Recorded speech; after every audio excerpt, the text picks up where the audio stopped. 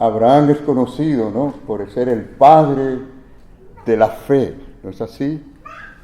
Porque fue el llamado ese de Dios tan eficaz en su vida que cambió su vida para siempre.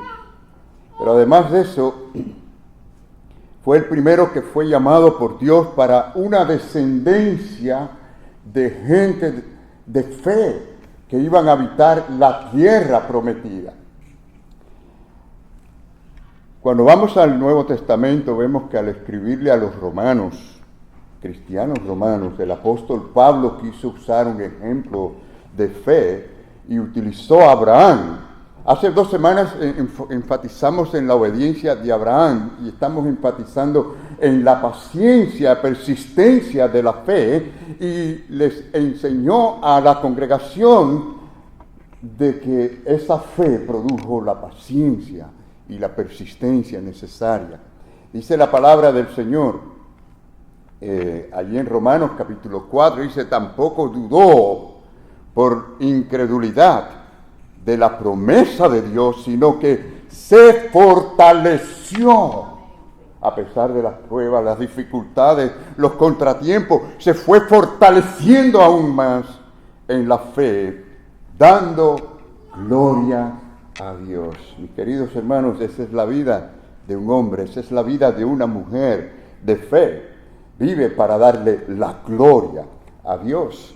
Y por la fe Abraham inició esa relación. O sea, la fe en Dios causó que él se moviera a través de esa fe a la relación con Dios. Sabemos que Dios es el que toca el corazón, es el que busca al hombre, pero el hombre responde a Dios por medio de la fe.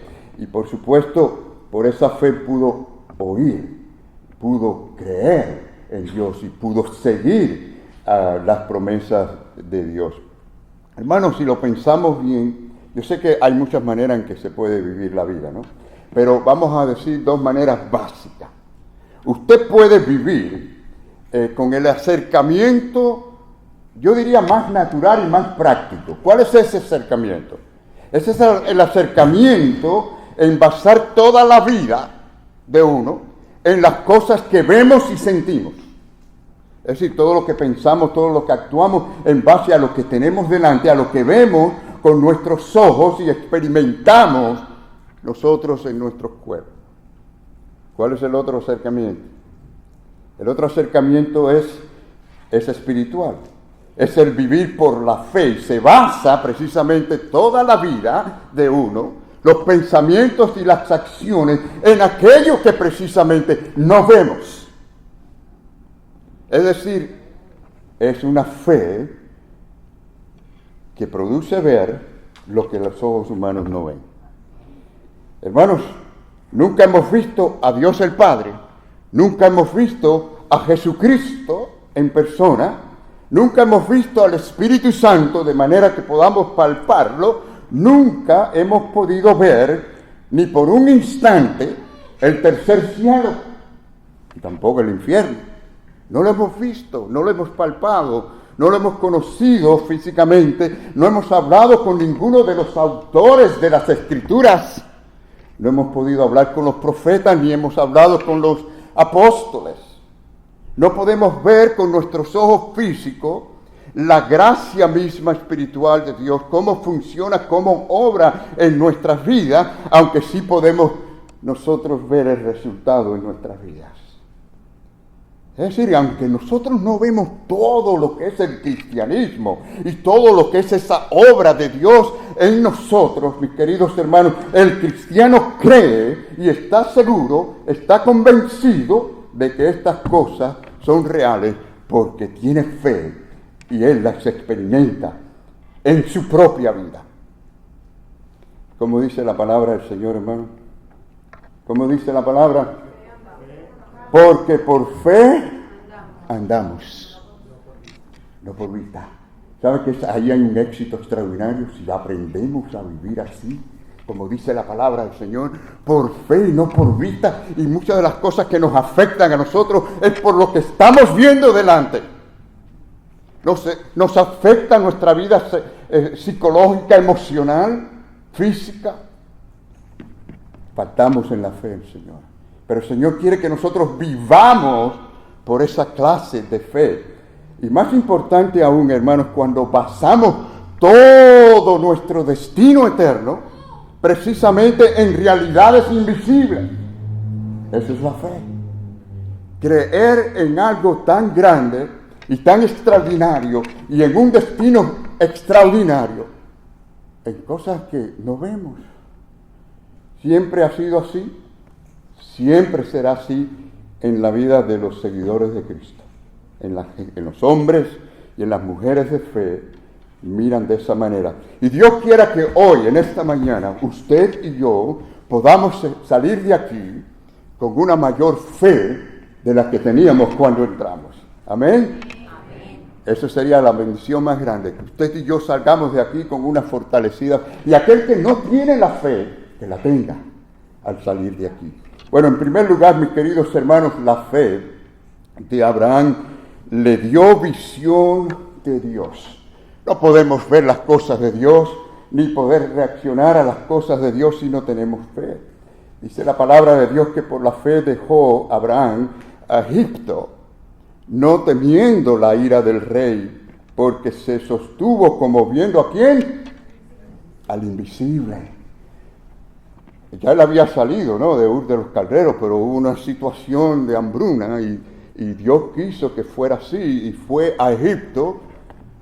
Y parece por el contexto bíblico que estamos viendo, hermanos, que nadie podía salir del país sin el permiso del rey. Eso sería buscarse la muerte. ¿Y qué hizo Abraham cuando entendió que Dios quería que saliera de Egipto? Salió de Egipto. No tuvo temor de salir de allí, no tuvo miedo a las consecuencias, porque él seguía a otro rey, al Rey de Reyes, Señor de Señores. Y hermanos, si Dios es Dios, piense bien, Dios es Dios para usted. ¿Cuánto dicen? Dios es mi Dios. ¿Cuánto decimos? Dios es mi Dios. Si Dios es su Dios, entonces Él es importante. Y tiene que ser importante en tu vida. Para Abraham, Dios era real. Lo veía con sus ojos de fe, lo oía por la fe y eso le hacía obedecer. Yo sé que enfatizamos sobre la obediencia hace 2 semanas, pero miren, dice, por la fe Abraham, siendo llamado, ¿qué hizo? Esa palabra no les gusta a mucha gente. Obedecer. No les gusta oír. Y no se predica mucho sobre la obediencia a Dios y la palabra de Dios, ¿no? Solo el pensamiento positivo. Pero miren, hermanos, eso es lo que hace la fe. La verdadera fe desea, busca obedecer a Dios. Le agrada. Es una obediencia alegre el buscar obedecer a Dios por la fe. Entonces, debido a que su fe le hacía ver, le hacía oír a Dios, pues él obedeció a ese llamado de Dios. Ustedes ya saben, ya hablamos de eso, que obedeció a salir a donde no sabía dónde iba, ¿no? Te voy a mostrar un lugar, una tierra prometida. ¿A dónde? No le dijo, sal. Y salió por la fe, ¿no? Creyó en un GPS instantáneo, ¿no?, que Dios le iba a indicar en su momento hacia dónde ir. Entonces dice la palabra, hermanos, dice la palabra en Hebreos 11, dice, por la fe habitó como extranjero en la tierra prometida. Por la fe. Y muchos de nosotros sabemos lo que es ser extranjero en otras tierras, ¿no? Inmigrante. A ver cuántos inmigrantes aquí podemos citar. Toda la congregación. Hasta el pastor, ¿verdad? Inmigrante. Mira, ese que acaba de entrar no es inmigrante, nació aquí. Pero de eso hay poco, ¿no? Imagínense, ustedes saben bien de primera mano lo que estamos hablando aquí. Era como un inmigrante, un extranjero. Aunque él mismo no pudo llegar a poseer la tierra prometida, señores, él tenía la seguridad de que su descendencia la iba a recibir por la fe en Dios. Y hermanos, no podemos decir que tenemos fe en Dios si no creemos a Dios Yo sé que alguna gente dice, bueno, hay gente que tiene fe en Dios, pero no creen a Dios. Pero la fe bíblica no hace esa división. La fe bíblica es el que cree en Dios, cree a Dios. Esa es la fe bíblica, no hay otra, ¿no? Entonces, por todo el resto de su vida, ¿qué hizo Abraham? Él creyó en lo que Dios dijo, le dio valor, importancia a lo que Dios dijo. ¿Creen ustedes que la gente hoy le da importancia a lo que Dios dice? El mundo no le da importancia. Ahora, lo que es terrible es que hayan gente que diga que son cristianos y no lo valoran, no le dan importancia a la palabra de Dios, ¿no? Ahora, dice que por la fe también, más extraordinario todavía, déjenme decirles que esto es impresionante. Dice que por la fe esperaba, ¿qué cosa? La ciudad que tiene fundamentos, cuyo arquitecto y constructor es ¿quién? Dios. ¡Wow! Tremendo. El hombre fue llamado a ir a tierra prometida y lo que andaba buscando esa tierra tenía en mente algo celestial. ¿Se da cuenta de lo que estamos diciendo aquí? Que la fe va más allá de lo que tenemos delante en este mundo, en esta tierra. El hombre y la mujer de fe no se queda mirando lo que tiene delante en la tierra. Va más allá, hacia donde está Dios. Allí está su anhelo, allí está su corazón. Es más, allí llegan nuestras oraciones todos los días. Cada vez que hablamos con el Señor, hasta allí llegamos, hasta el trono de la gracia. Y estaba más interesado en esa ciudad construida por Dios que esas ciudades grandes, como vamos a ver que buscó Lot, ¿verdad?, del mundo, ciudades. Y hay ciudades grandes en este país, con lugares residenciales muy hermosos, ¿no? Pero miren, es como si él estuviera buscando el reino de los cielos en lo que andaba en este mundo, por este mundo. Interesante, ¿no? Pero él sabía una cosa, hermano, que Dios tenía un lugar mejor. ¿Cuántos creemos que hay un lugar mejor, hermanos, que nos espera? Gloria al Señor. Lo peor que un cristiano puede hacer es enfocar su mirada a este mundo, esperar como un paraíso de este mundo. Hermano, el mundo está mejor cada día, ¿no? ¿Verdad? Han puesto las noticias, ven las noticias ustedes. Cuando ustedes ponen las noticias, yo a veces no quiero ver hoy noticias. Cuando usted pone las noticias, todo lo que usted ve y oye es robo, asesinato. Hace 2 días hubo un tiroteo aquí en Miami fatal. Y es así, constantemente, tragedias y tragedias. Y esas son algunas de las cosas que se dicen en la televisión, en el noticiero, pero muchas no se dicen. Ahora, hermanos, noten que a pesar de que vivimos en un mundo así, noten que Dios sigue llamando. Dios es un Dios que llama al hombre a venir a Él, a tener fe en Él. Lo hizo desde el principio. Cuando Adán pecó, ¿qué pasó con Adán? Adán se escondió de Dios. Eso es lo que hace el hombre en su naturaleza. Él no busca a Dios. Por eso Pablo decía un pasaje bien fuerte. Dice, el hombre en su naturaleza dice, no hay bueno ni a un uno. No hay quien entienda. No hay quien busque a Dios. Esa es la naturaleza del hombre. Así que no es nada extraño. Cuando usted ve a alguien tener apatía acerca de las cosas, eso no es nada extraño. Eso es normal. Estás ciego, estás sordo, estás muerto espiritualmente. Y ese es el negocio de Dios, darle vida espiritual a una persona así para que despierte y desee las cosas de Dios y las vea desde otra perspectiva. Dios es maravilloso. Llamó a Adán, ¿no? Lo buscó, estaba escondido. Y después con Noé, en medio de un mundo de corrupción, de pecado, lo llamó también para que construyera un arca de salvación. 120 años construyendo, ¿verdad? Tremenda fe tuvo Noé, obedeció al Señor. Y también con Abraham lo llamó. ¿Dónde estaba Abraham cuando Dios lo llamó? En un mundo idólatra. Lo sacó de allí y lo llamó para que caminara una jornada de fe, mis queridos hermanos.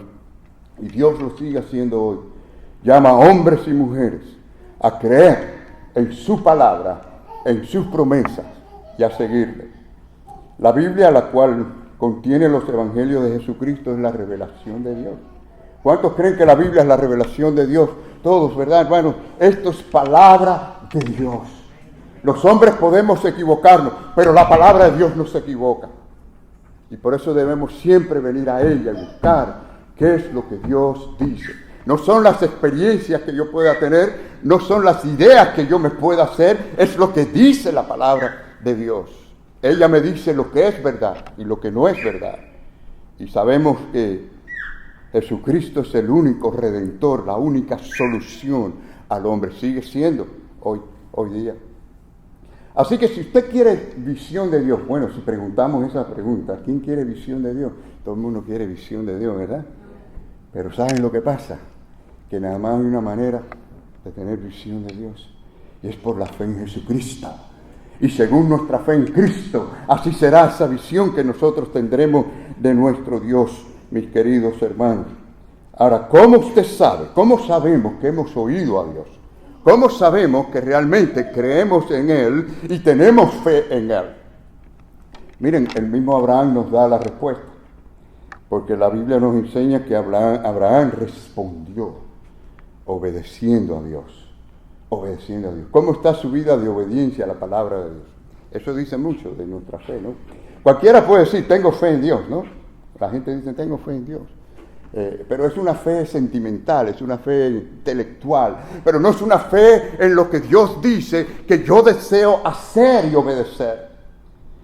Miren, debido a esta fe, acuérdense que él salió de un mundo idólatra, lo que se crió en un mundo idólatra. Dios los llamó y desde ese momento dejó la idolatría y empezó a adorar a Dios. Dice la palabra que edificó un altar a Jehová, a su Dios, para adorarle, ¿no? Y eso es importante, hermanos, porque si hay una cosa que Dios detesta, ustedes lo saben, ¿no? Si hay una cosa que Dios detesta, sobre todo los pecados que vemos en la Biblia, detesta la idolatría. Detesta que algo tome el lugar de Él. Claro que hay muchas formas de idolatría, y lo sabemos. Pero estamos hablando aquí de la idolatría. Si ustedes leen el primer mandamiento, y ahí, bueno, aquí no lo pueden ver por la pantalla, pero ahí detrás está en hebreo los 10 mandamientos. Si ustedes ven el primer mandamiento, dice que no nos hagamos imágenes. Luego dice, no nos inclinemos a ellas. Y luego dice, no las adoremos. 3 cosas. Ni las hagas, ni te inclines a ellas, ni las adores. ¿Y qué hace el hombre? No importa qué religión tenga, le gustan las imágenes. Para de alguna manera o adorarlas o pedirle algo. Y la Biblia enseña con toda claridad que hay un solo Dios y hay un solo mediador entre Dios y los hombres, Jesucristo hombre. Si uno de los problemas que tuvo Dios con el pueblo de Israel es que de vez en cuando hacían imágenes y se metían a la idolatría. Grave problema. Dice él mismo, yo soy celoso. Nadie puede tomar mi lugar. Además, él dice, soy espíritu, a mí me adoran en espíritu y en verdad, no con imágenes, ¿no?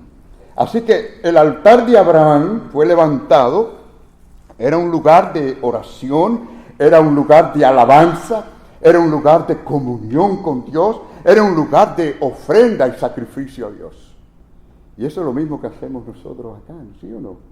O sea, no tenemos un altar como tal, físico, porque vamos directo a Dios. Donde quiera que estemos, tenemos el altar de Dios, ¿no? Por el Espíritu Santo. Pero aquí nos reunimos, todos como iglesia, oramos, alabamos al Señor, tenemos comunión con Dios y también damos de nuestras ofrendas. Claro, aquellos sacrificios, si ustedes recuerdan, sacrificaban aquellos animales porque había que tener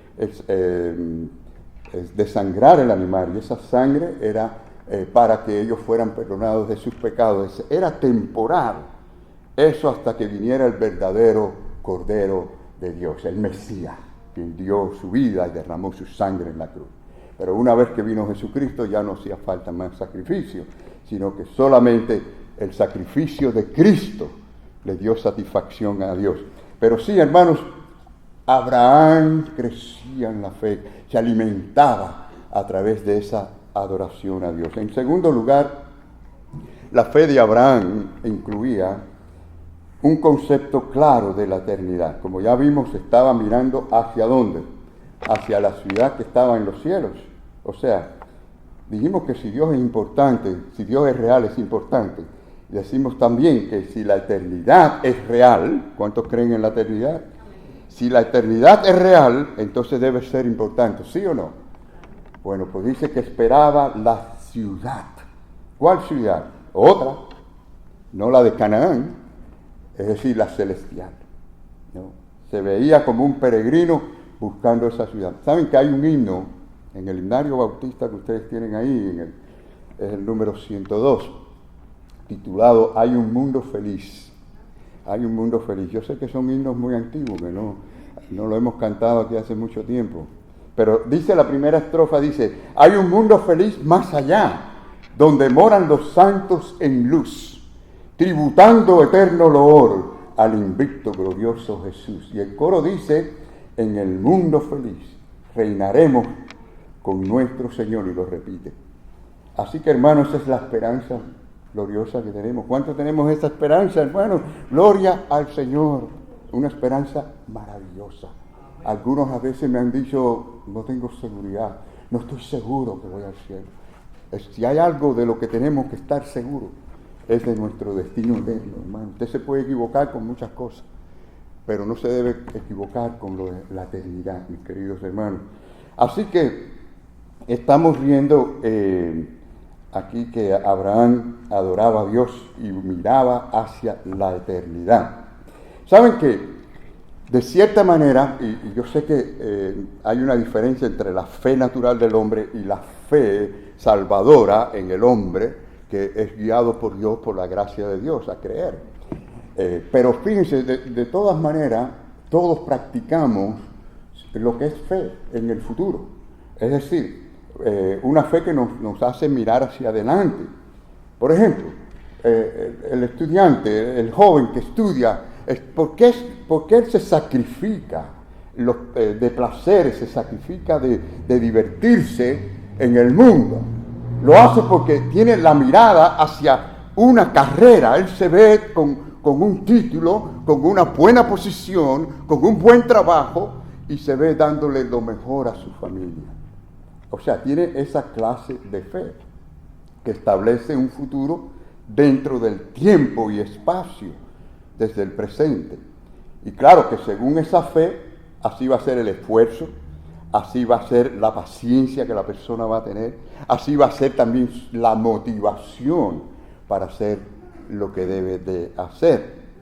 Ahora bien, si esto es correcto o respecto a lo temporal y a lo terrenal, que ustedes saben que es por un poco de tiempo, porque todo eso tiene su tiempo y su fin. Aquí terminamos y dejamos todo, ¿sí o no? Recuerdo siempre lo que decía un diácono que tenía, bueno, esposo de nuestra hermana Nélida. Nélida tiene 92 años, Dios la bendiga, mi querida hermana. Su esposo, un gran diácono, un hombre de fiel, un hombre de Dios. Creo que murió a los 96 años. Interesante, con bastante pelo y sin arrugas, algo maravilloso. Era muy humorista.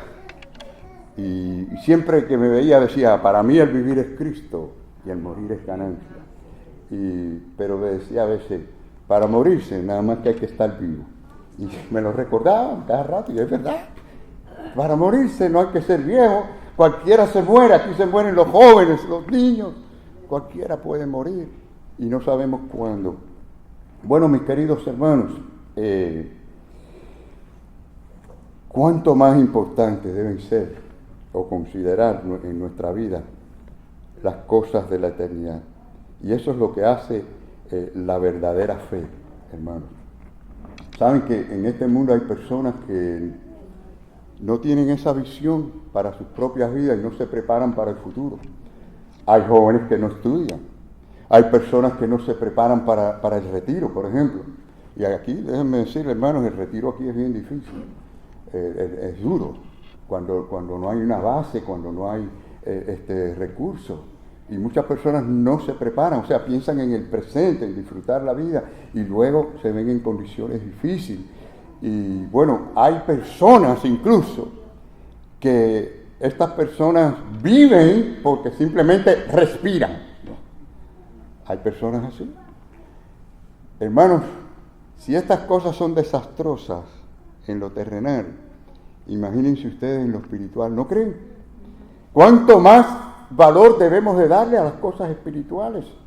La Biblia es clara en cuanto a señalar que hay dos destinos. ¿Lo conocen? ¿Saben que hay uno de esos destinos que nunca se quieren mencionar hoy en día? Y en muchos púlpitos no se menciona, ¿no? Pero la Biblia es muy clara.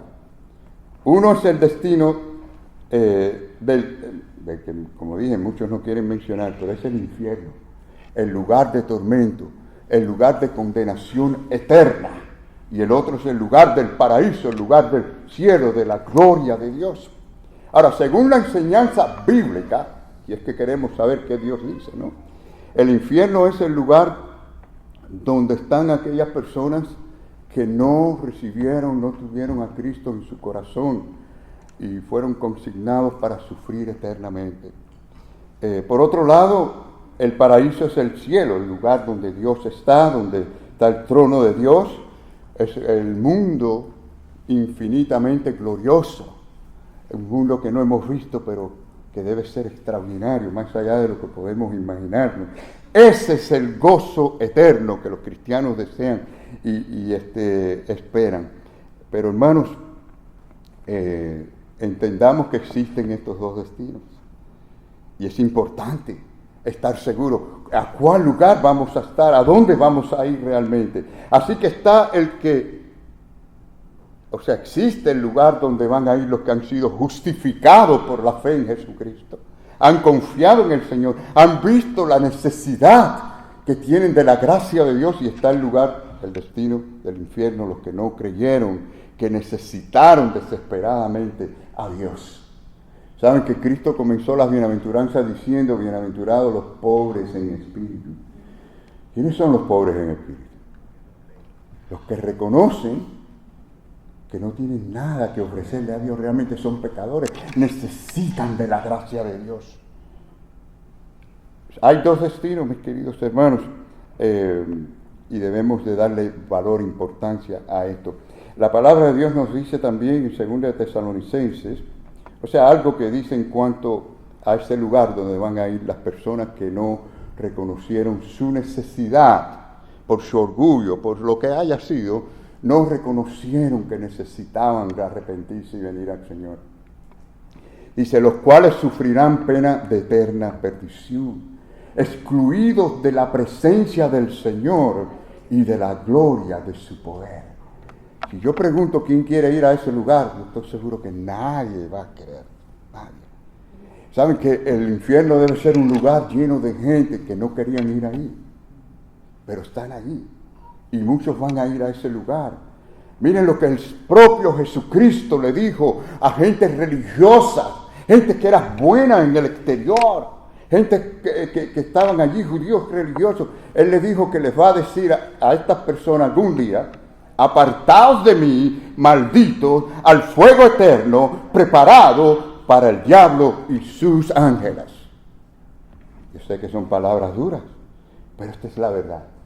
Esta es la verdad, y nos debe hablar de la importancia de ese destino eterno. Así que los hombres de fe, las mujeres de fe, valoran la eternidad y desean caminar con Cristo, seguir al Señor y obedecerle.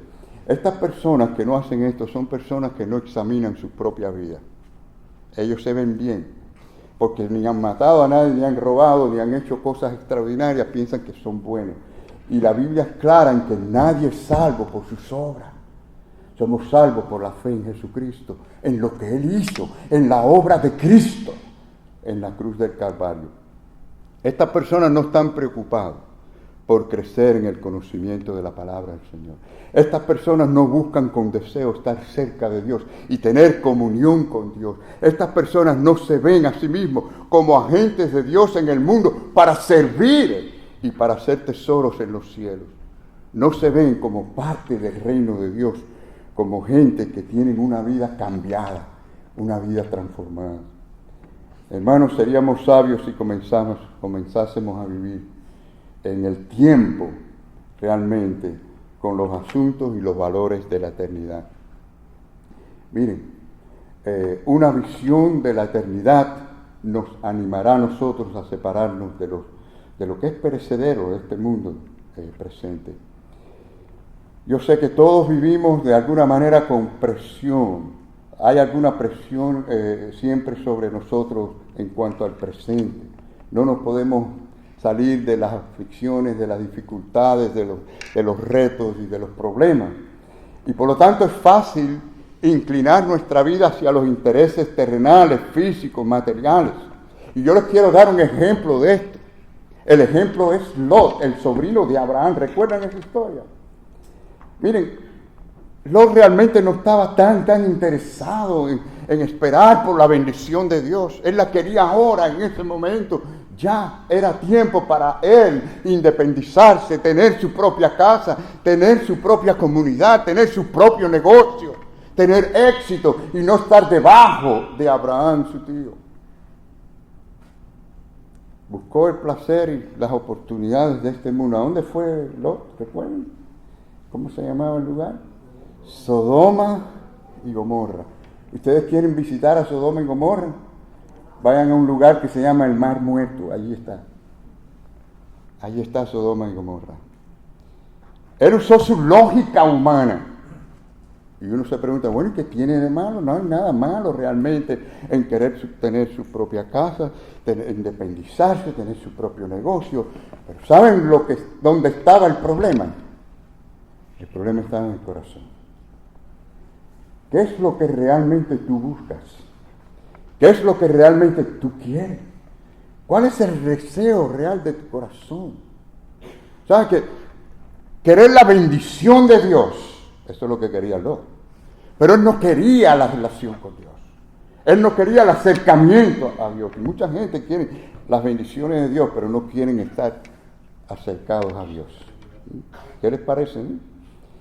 Y aquí es donde vemos esa gran diferencia. Abraham decidió quedarse en el curso por donde él iba, siguiendo la voz de Dios sin importarles las pruebas, las dificultades. ¿Por qué lo hizo? Porque sabía que tenía un Dios que iba a recompensarle. Sabía a quién seguía, ¿no? Como dice la palabra, yo sé en quién he creído. ¿Cuántos sabemos en quién hemos creído? En Cristo Jesús Todopoderoso, nuestro Dios eterno, el Rey de Reyes, Señor de Señores. A Él seguimos, hasta el final. Como dice la palabra, el que pone la mano en el arado, el que de verdad la pone, ese no mira atrás, como hizo la mujer de Lot. ¿Saben que el Lot, que quería tener tantas cosas, lo perdió todo, ¿no? Miren, en cambio Abraham solo miraba todo en el contexto de lo que él hacía para agradar a Dios por fe, para llegar a esa tierra prometida, ¿no? Y saben algo, hermanos, cuando se vive así, de esta manera, hay una gracia, hay una habilidad, hay un discernimiento que nos ayuda a vivir y a atravesar por las pruebas en este mundo, cuando se vive con esa fe, ¿no? Y no nos desviamos. La vida de Lot es un ejemplo, una ilustración dramática de lo que es poder tener éxito en este mundo y luego de estar completamente vacío en lo espiritual y ser un desastre. Saben que Lot finalmente perdió su negocio, perdió su casa, perdió todas sus amistades y también perdió a su esposa, que ustedes saben que miró atrás y se volvió una estatua de sal. Y si eso fuera poco, sufrió también la vergüenza de sus hijas, para los que conocen la historia. Salió de allí hecho añicos. Salió de allí un miserable, tanto que quería tener en este mundo, y salió como salvado por fuego. Saben que el apóstol Pablo habló de eso, ¿no? De cristianos que serán salvos como por fuego. Y saben lo que eso quiere decir, ¿no? Cristianos que enfocaron su mente y su vida a las cosas de este mundo y no hicieron tesoros en los cielos, y tanto que querían tener, llegarán al cielo con las manos vacías, sin recompensa algunas del Señor. El apóstol Pablo habló de este asunto. Así que Dios nos da la historia bíblica, hermanos. No para que simplemente veamos qué linda es la historia, que tengo conocimiento de la historia bíblica, no, para que la apliquemos a nuestra vida. Así que una visión de la eternidad nos va a dar ánimo, entusiasmo a nosotros a invertir en el futuro permanente. La pregunta es en qué invierte usted su tiempo, su talento, sus bienes, en qué más invierte usted. Saben que hay una gran diferencia entre las hormigas y los langostas o saltamontes. Hay una gran diferencia, ¿no? ¿Conocen la diferencia? No, estos saltamontes lo que les gusta es vivir para el momento. Se comen todo lo que puedan comer, ahora no les importa el mañana. Bueno, conozco algunas personas que comen así, ¿no? Como los saltamontes. No se preocupan por nada del futuro, ¿no? Tratan de comerse todo lo que puedan cada día. Ahora, en contraste, las hormigas, si ustedes analizan, las hormigas viven en el presente planeando para el futuro. Ellas son como unas grandes industrias, se unen cooperativamente, se organizan, planean, se preparan para el futuro. ¿Y qué sucede cuando vienen los malos tiempos? Vienen los huracanes, vienen las tormentas, incendios y demás. Las hormigas continúan con su producción. Pero los saltamontes desaparecen. Hermanos, hay cristianos o creyentes que son como los saltamontes. Aunque hay algunos que se les puede decir salta iglesia, no saltamontes. Pero la realidad es que, hermanos, la gente de fe invierte tiempo, invierte talento, invierte tesoro, invierte testimonio en aquello que es de gran importancia eterna. Estamos aquí para prepararnos para una eternidad. Realmente eso es lo que Dios está tratando de hacer con nuestra vida, prepararnos para la eternidad. Y la fe es como un telescopio en ese sentido, que podemos ver hacia la eternidad y traerla al presente. No sé si algunos de ustedes recuerdan que en octubre del 2009 se descubrió un nuevo aro alrededor del planeta Saturno. Y lo que a mí me impresionó de eso es que ese aro estaba a 8 millones de millas del planeta. Y yo digo, pero ¿cómo es que pueden traerlo a la televisión, a mí, en mi propia casa, en mi propio hogar? ¿Cómo lo puedo ver ahí mismo, de tan lejos? Es algo extraordinario, ¿no? Bueno, en un sentido la fe es algo así, ¿no? Llegamos hasta el tercer cielo y lo vemos nosotros delante de nosotros como si lo tuviéramos allí delante. En tercer lugar, y más breve aún, mis queridos hermanos, quiero decirles que la fe de Abraham en la promesa de Dios le levantaba a él, le daba la fuerza espiritual que necesita. Eso es lo que necesitamos nosotros también. A veces nos caemos, a veces tropezamos y esa fe nos levanta, nos ayuda, ¿no? Es como una roca firme. Dice la palabra del Señor, dice en Hebreos que este Jesús es la piedra reprobada por vosotros los edificadores, la cual ha venido a ser cabeza del ángulo. Ah, qué pasaje tan maravilloso. Él es la roca, Él es el único. Dice, no hay ninguna otra salvación, dice que no hay salvación porque no hay otro nombre bajo el cielo dado a los hombres en que podamos ser salvos. No hay otro profeta, no hay otro hombre, fundador de religión, no hay ninguna religión que nos pueda dar la salvación si no es en Jesucristo nuestro Señor y Salvador. Y hermanos, no importa la magnitud de las pruebas y los problemas, en Cristo estamos asegurados. Él es nuestra roca. Si lo tenemos a Él, no importa lo que pueda venir. Y miren, el mundo está revuelto, hermano. No sabemos lo que pueda venir. Se nos suman a los problemas personales, a los problemas que tenemos locales, se nos suman la guerra de Ucrania, se nos suman la guerra de Israel contra Hamas y contra Hezbollah, y China yendo con más de 1,000 contenedores de armamentos para Rusia. Y no sabemos si vamos a tener una tercera guerra mundial pronto, no lo sabemos. Pero ¿en quién estamos seguros? En Cristo, que es nuestra roca. ¿Cuántos decimos amén allí? Así que, hermanos, es la única forma en que podamos asegurar nuestra vida en el Señor. Dice la palabra de Dios que no hay uno como Él. Dice que no hay santo como Jehová, porque no hay ninguno fuera de ti.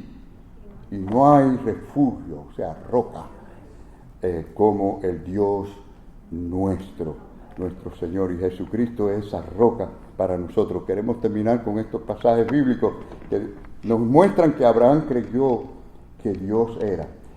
Hermanos, como les dije, creer a Dios es creer también en Dios. Dice la palabra que sin fe es imposible agradar a Dios. La gente quiere agradar a Dios con sus obras, pero no es así. Usted agrada a Dios con su fe en lo que Dios dice. Una fe que lo mueve a seguirlo a Él. Eso es lo que le agrada a Dios. Y entonces sus obras van a ser agradables para el Señor. Sin fe es imposible agradar a Dios porque es necesario que el que se acerca a Dios crea que le hay. Abraham creyó que Dios siempre recompensa la fe en Él. Nunca será en vano nuestra fe. Dice la Biblia que Él es el gran galardonador, ¿no?, de aquellos que creen, de aquellos que le buscan. Y también confió en Él, en Dios, porque Dios es digno de confianza. No sabemos todas las dificultades que pudo haber tenido Abraham. Algunas no las hemos mencionado porque la historia es larga. Pero lo que sí sabemos por seguro es que ninguna de las dificultades detuvo a Abraham en cuanto a seguir a Dios, en cuanto a adorar a Dios, en cuanto a tener comunión con Dios, en cuanto a tener amistad con Dios, en cuanto a caminar con Dios, en cuanto a seguir la voluntad de Dios. Y eso es lo que hace la fe, hermanos. Queremos concluir. Abraham terminó su vida confiando y siguiendo a Dios. Y descubrió que era de valor, que no era en vano creer y confiar y seguir en Dios. Hoy podemos nosotros hacer igual. Si usted no ha seguido a Jesucristo, no ha venido al Señor para seguirle por el resto de su vida, o quizás usted diga, yo he creído así en Dios, pero nunca le he entregado mi corazón, nunca he ido a servirle, nunca he ido a creer en Él y ser un seguidor de Él. El Señor te llama. En esta mañana te dice, ven a mí. Y el Señor nos transforma. Él es el que hace la obra. No podemos esperar ser bueno, cambiar. No, Él nos cambia. Cuando venimos a Él reconociendo que somos pecadores, que somos necesitados, frágiles, necesitados de su gracia, de su perdón. Y venimos a Él, el Dios de amor nos coge y nos cambia, nos transforma. Cristo vino a la cruz del Calvario para perdonar nuestros pecados. Derramó su preciosa sangre para limpiarnos a nosotros completamente. Cuando estamos en Cristo, estamos bien delante de Dios, estamos justificados como Abraham fue justificado por medio de la fe. Así que la vida es una jornada de fe, comienza con Dios y termina con Dios. Es decir, podemos mirarlo en el Salmo 23 que comienza diciendo, Jehová es mi pastor, nada me faltará. Y Cristo dijo, yo soy el buen pastor. El que tiene a Jesucristo tiene al gran pastor que le guiará por todo el camino y la jornada. Y al final podemos decir que iremos a la casa de Jehová para siempre estar en su presencia. Que el Señor nos bendiga a cada uno en esta mañana y que no salgamos de aquí conforme entramos. Que el Señor les bendiga.